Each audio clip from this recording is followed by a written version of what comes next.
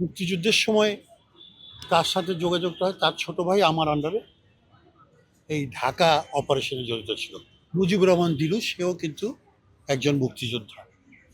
Dhaka college অপারেশনটা তার করা ছিল, ভয়াবহ একটা অপারেশন ছিল, সেটা সে করেছে। যা হোক, আতর ভাই যুদ্ধের আগে থেকেই একটু করে চিনতাম।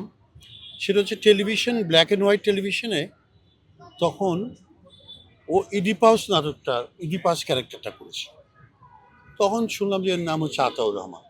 তখন তো অনেক ইয়াং। পরে যখন আমরা মঞ্চে আসলাম, নাগরিক প্রথম মঞ্চে আসলো, আমরা আসলাম, আরণ্যক আসলো, থিয়েটার আসলো, তখন এক ধরনের শক্তি অর্জন করেছিলাম আমরা। সেটা মুক্তিযুদ্ধকে কেন্দ্র করে, মুক্তিযুদ্ধোত্তরকালে বাংলাদেশের নবনাট্য আন্দোলন করার শক্তি।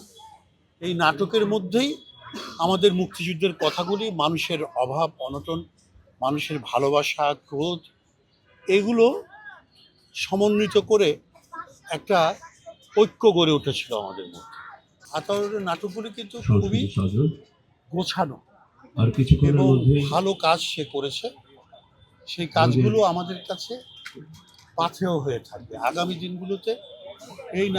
এই নাটকগুলো নিজের লেখালেখি, waiting for Godot, waiting for Godot একটি অসাধারণ প্রযোজনা ছিল, এবং গ্যালিলিও গ্যালিস তার একটি অসাধারণ প্রযোজনা, এবং আলী জাকের অসম্ভব সুন্দর, আসাদুজ্জামান নূরের অসম্ভব সুন্দর অভিনয়। এরকম বেশ কয়েকটা নাটক কিন্তু আতাউর রহমান মঞ্চে করেছে।